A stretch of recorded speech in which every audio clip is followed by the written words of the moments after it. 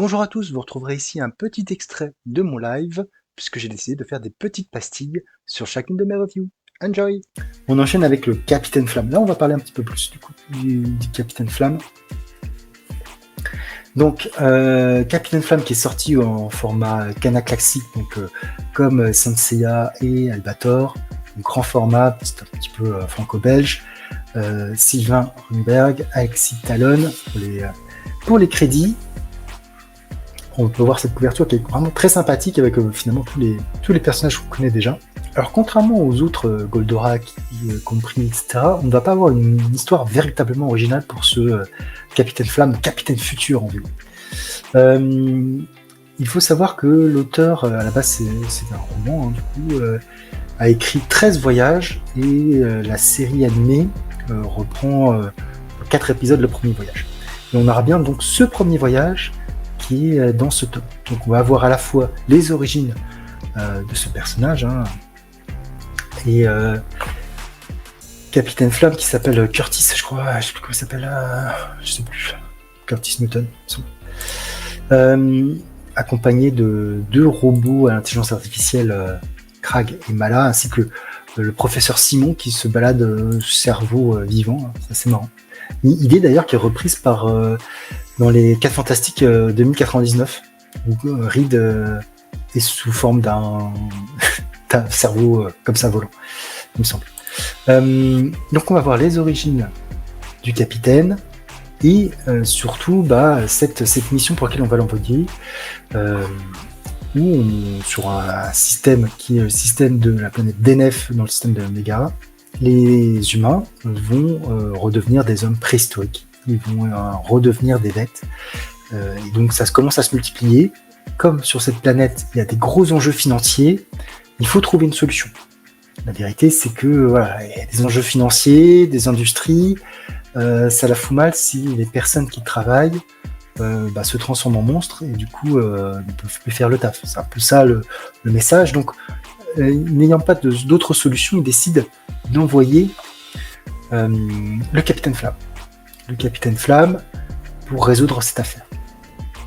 Alors, c'est plutôt pas mal. En fait, moi, le Capitaine Flamme, j'en ai aucun souvenir. Tout à fait clair. J'en ai aucun souvenir, à part le générique. Le générique, je pense que tout le monde le connaît. Mais ce qui se passe à l'intérieur, j'en ai aucune idée. Le look des personnages, ok. Mais l'histoire, etc.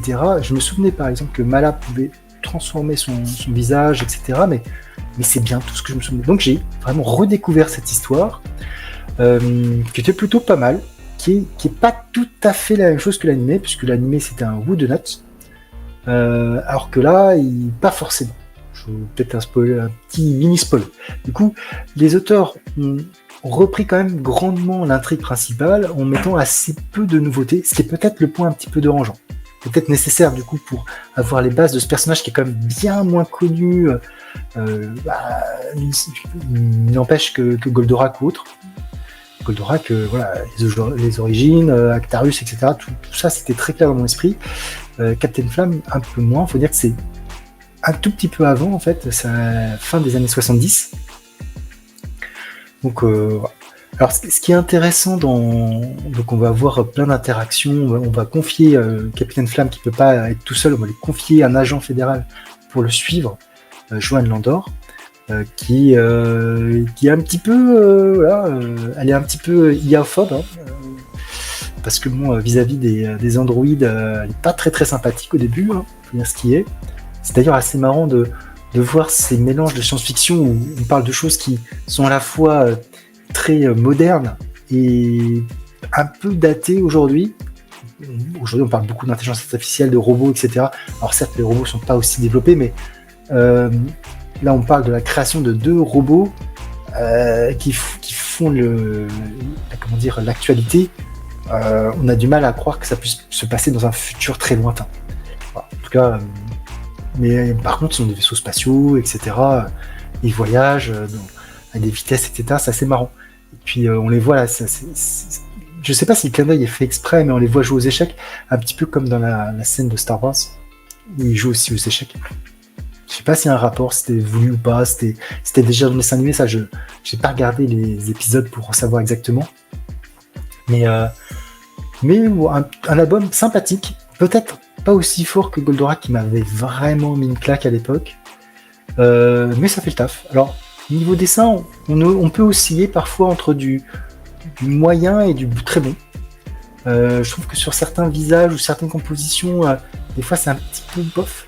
Mais là, sur les planches que j'ai mises, je trouve que ça fait le taf. J'adore particulièrement la manière dont il fait les expressions de Krag. Ce robot avec donc, pas celui avec le béret, hein. Celui avec le béret c'est malade, d'ailleurs je sais pas pourquoi il a un béret. Je sais pas s'il y avait un truc qui ressemble à une espèce de Popeye, je sais pas pourquoi, est-ce que c'est fait comme ça ou pas au niveau des designs. Mais en tout cas, c'était plutôt pas mal. Une bonne petite lecture, peut-être un poil cher pour ce que c'est, parce que bon, je l'ai lu sans déplaisir. Mon fils l'a lu sans déplaisir aussi. J'étais justement curieux de voir quelqu'un complètement de neuf, sans aucun a priori là-dessus, et ça lui a plutôt plu. Mais ouais. Après, c'est vrai que il m'a dit ouais, c'est un petit peu violent. Bon, c'est vrai que c'est un petit peu violent aussi. Un petit peu plus de violence que dans le dessin animé. D'ailleurs, en parlant du dessin animé, je vous ai mis quelques modifications qui ont été apportées entre les deux. Donc on peut voir Johan, qui n'a pas tout à fait le même look, qui a un look un petit peu plus moderne, alors que le capitaine n'est pas du tout changé. On peut voir voilà l'espèce, parce qu'il y a toute